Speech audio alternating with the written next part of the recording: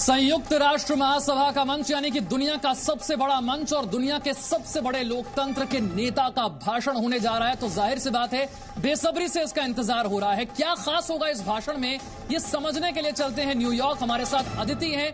अदिति, हम अपने दर्शकों को ये बता रहे हैं कि 24 घंटे बचे हैं इमरान खान और पाकिस्तान के पास, क्योंकि इन 24 घंटों के बाद पाकिस्तान की कोई सुनेगा नहीं। एक बार फिर से आतंकवाद पर वो बेनकाब होगा और कश्मीर वाला प्रोपेगेंडा कल पूरी तरह से ध्वस्त हो जाएगा। देखिए विशाल, अब से मानकर चलिए करीब 24 घंटे और न्यूयॉर्क में जो प्रधानमंत्री की सबसे बड़ी एंगेजमेंट है, जी हां, यूएन में प्रधानमंत्री मोदी का भाषण वो होने जा रहा है। तो 24 घंटे पहले हमारे दर्शकों के लिए इस भाषण का ट्रेलर देखना और समझना जरूरी है। मैं दो बातें यहां पर करना चाहती हूं, हमारे दर्शकों को से इस भाषण को समझने में ज्यादा आसानी होगी, सुविधा होगी। देखिए, एक मुद्दा आपने पाकिस्तान का जिक्र किया, आप कश्मीर के बारे में भी बोले।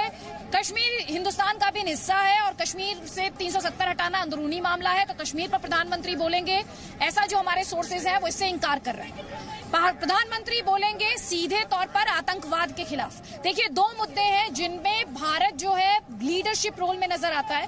पहला मुद्दा है आतंकवाद का, जो प्रधानमंत्री मोदी कहते हैं कि पूरी दुनिया से कि आप एक ग्लोबल समिट बुलाइए, आप उसमें दुनिया को इकट्ठे होना चाहिए, एकजुटता दिखाइए, और ये बात कोई नई बात नहीं है।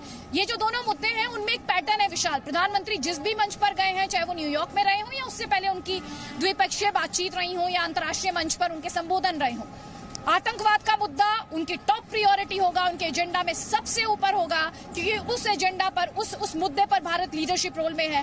और दूसरा अहम मुद्दा जो होगा वो होगा क्लाइमेट चेंज का, जिस पर प्रधानमंत्री मोदी यहाँ पर आने के पहले दिन ही अहम मुद्दों की यहाँ पर अदिति ने बात की है। जैसा कि पहला आपने बताया आतंकवाद और दूसरा क्लाइमेट चेंज, कई अहम मुद्दे होंगे जिन पर प्रधानमंत्री बोलेंगे। और तभी हम कह रहे हैं कि दुनिया का सबसे बड़ा मंच और दुनिया के सबसे बड़े लोकतंत्र के नेता का भाषण आपको हम सुनवाएंगे। लेकिन अब आगे बढ़ते हैं और बात करते हैं महाराष्ट्र में एक बड़े घोटाले की, जिसने आम लोगों को परेशान कर दिया है। Punjab and Maharashtra corporation bank में अनियमितता के बाद महाराष्ट्र में परेशान हो रहे लोगों को आज आरबीआई से थोड़ी राहत मिली। आरबीआई ने 6 महीने में सिर्फ 1,000 रुपए निकालने के आदेश को बदल दिया है और अब 6 महीने में 10,000 रुपए निकालने का आदेश दिया है। दरअसल आरबीआई को शिकायत मिली थी कि Punjab and Maharashtra cooperation bank में भारी अनियमितता हो रही है, जिसके बाद बैंक ने 2 दिन पहले 6 महीने में सिर्फ 1,000 रुपए निकालने का आदेश दिया था।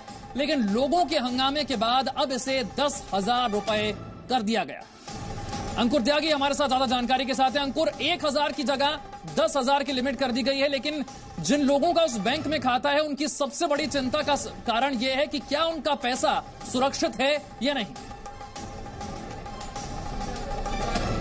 देखिए, फिलहाल ये बहुत सारी चीजें हैं, ये अभी डिस्कशन का पॉइंट होंगी कि आरबीआई फिलहाल कोशिश ये चाहता है कि इमीडिएट रिलीफ लोगों को मिल सके, और इसी के लिए उन्होंने जो एक बहुत कल जिस तरह की स्थिति बन गई थी उसको संभालने की कोशिश करते हुए जो 1,000 की जो लिमिट थी, 6 महीने में आप सिर्फ 1,000 रुपए निकाल सकते हैं जिनकी सेविंग्स हैं। खासतौर पर ऐसा वर्ग जो छोटी छोटी नौकरियां करता है वो अपनी सेविंग्स वहां रखता था, और ऐसा मैं आपको बताऊं 60% लोग ऐसे थे जिनकी 10,000 तक की जो सेविंग थी वो बैंक में जमा है। अब आप समझ सकते हैं ये वो लोग होते हैं जो रोज कमाते हैं, रोज खाते हैं, और जो थोड़ी बहुत बचत होती है वो उसमें अपनी बचाते हैं। अब 6 महीने में 10,000 लोग अपना पैसा, ये 10,000 की जो लिमिट है उसमें 60% लोग ऐसे हैं जो अपना पैसा निकाल सकेंगे। ये एक बड़ा रिलीफ है, लेकिन 40% लोग ऐसे हैं मिल गया है। यहाँ पर जो पहली लिमिट 1,000 की थी उसे बढ़ाकर अब 10,000 रुपए कर दिया गया है। एक छोटे से ब्रेक के लिए रुक रहे हैं, फौरन हाजिर।